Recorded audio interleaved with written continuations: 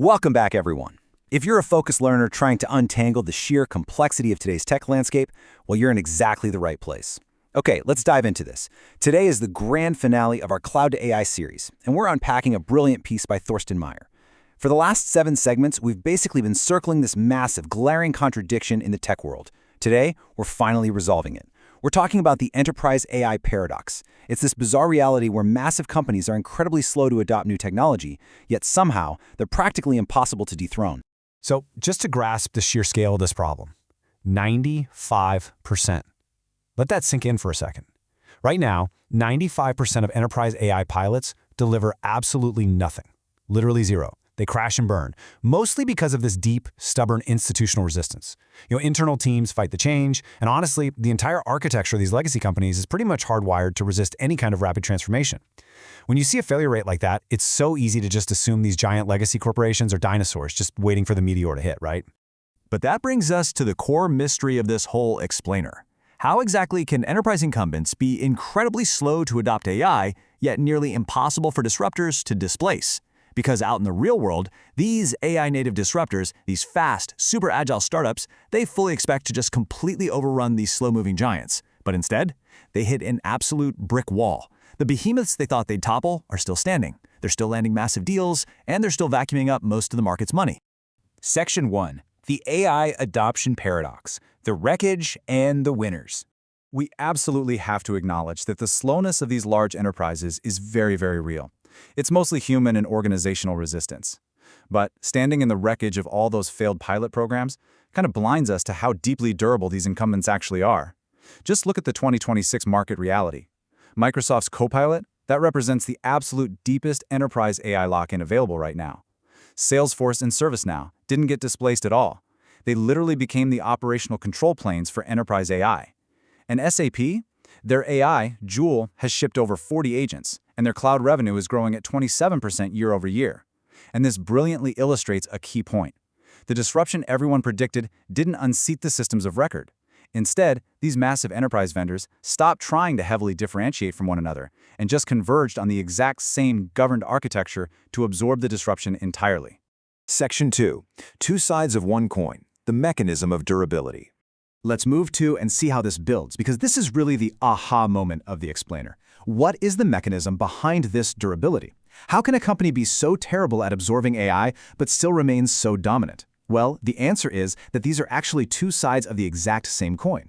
Think about switching costs. On one hand, massive switching costs make a giant company incredibly slow to adopt a new vendor's AI.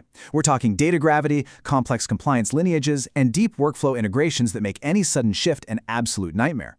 But flip it over, and those exact same switching costs make it incredibly hard for their own customers to leave. If an enterprise takes 2 full years to adopt AI because ripping open its systems is so painful, then a competitor is going to find it equally impossible to rip that enterprise away in 2 years. The friction works in both directions. To break this down a bit more, think about where AI actually has to live to be useful. It absolutely must be grounded in trusted, governed, institutional data to work at scale. And who's holding that data? You guessed it, the slow incumbent. They are the ultimate system of record. For a finance team living inside SAP, AI is really just infrastructure. They just want inventory forecasts, not, model portability. On top of that, regulated buyers structurally default to the vendors they already know and trust. Vendor capture is essentially just the price of seamless integration, and for the vast majority of enterprises, it's a price they are completely willing to pay. So the slowness and the stickiness, they are literally the exact same thing. Section 3. The Disruptor's Fatal Trap, Reading Slowness as Prey. Now, if you are a builder or a disruptor tuning in, this part is absolutely crucial. A challenger will often look at an incumbent's 2-year timeline and misread that slowness as vulnerability. But here is the painful, tragic sequence that plays out over and over again. Step 1. The AI disruptor invents the category, takes on all the early risk, and successfully proves that the market demand is real. Then, step 2, the slow incumbent, who honestly didn't even need to be first, just comes along and bundles a good enough version of that AI into the billions of seats it already owns, using the data it already holds. The harsh lesson here is that distribution beats invention. The pioneer does all the brutal work of creating a market, only for the immovable giant to swoop in and capture the value. Why? Because they were the place the customer was never going to leave in the first place. Section 4. The Market Reality The expanding pie. If you've been tracking the broader tech narrative lately, you've probably seen two warring camps. You've got the disruption maximalists who claim AI will just cleanly sweep away all the legacy giants. And then you have the incumbents forever camp who insists the big guys will literally never lose a step. But as our source analysis points out, both sides have this completely wrong. What's actually happening is an oligopoly plus a long tail. We're looking at a pie that is rapidly expanding, not a fixed pie that's just getting sliced up differently.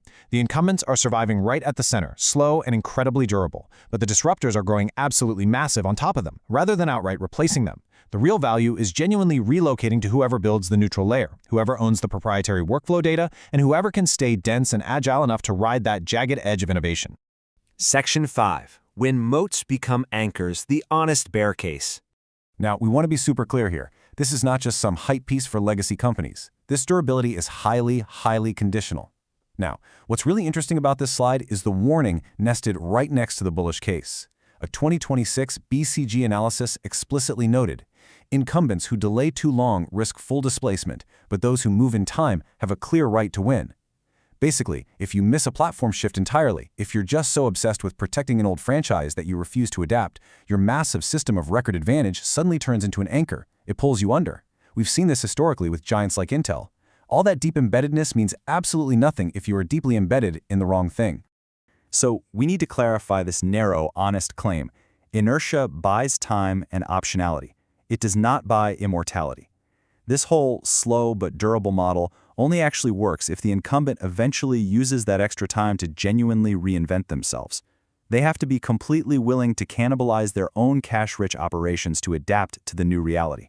If they just sit there playing defense forever, well, they only look hard to displace right up until the exact moment they suddenly aren't. Section 6. The ultimate defense. Ownership. Betting on the relocation.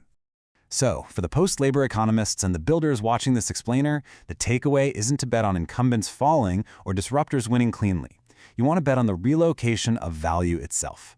To really understand this, check out this quote from the World Economic Forum in 2026, straight from the CEO of probably the most durable incumbent of them all, Microsoft's Satya Nadella. He said, "Firm-level sovereignty is becoming one of the defining questions of this moment." And that's huge. It profoundly validates the whole local-first, sovereign approach to AI architecture that we are seeing emerge right now. So the crucial point is understanding what this sovereignty actually means in practice. Firm-level sovereignty is defined as a company's ability to control and embed its own proprietary knowledge into AI rather than just renting it from someone else. Because honestly, here is the ultimate truth of the matter, you cannot be displaced from infrastructure that you control. You cannot be displaced from data that lives on your own machines, and you certainly can't be displaced from capabilities that you outright own rather than rent. These massive incumbents are hard to displace because their customers are completely embedded in them. Therefore, the absolute most durable position you can take is to be embedded in nothing but what you uniquely own. Which leaves us with this final defining thought. They might be slow to adopt, and they are definitely hard to displace. But the hardest of all to displace? That's the builder who owns their own ground. The ultimate winners in this era won't be the ones asking who wins the whole game. They're going to be the ones building the actual layer the whole thing runs on. So you have to ask yourself, are you just renting your capabilities from an immovable giant? Or are you actively mastering your own sovereignty and building on ground that you actually own? Think about that as you navigate your own AI strategies moving forward. Thanks so much for joining us for this explainer, and as always, keep learning.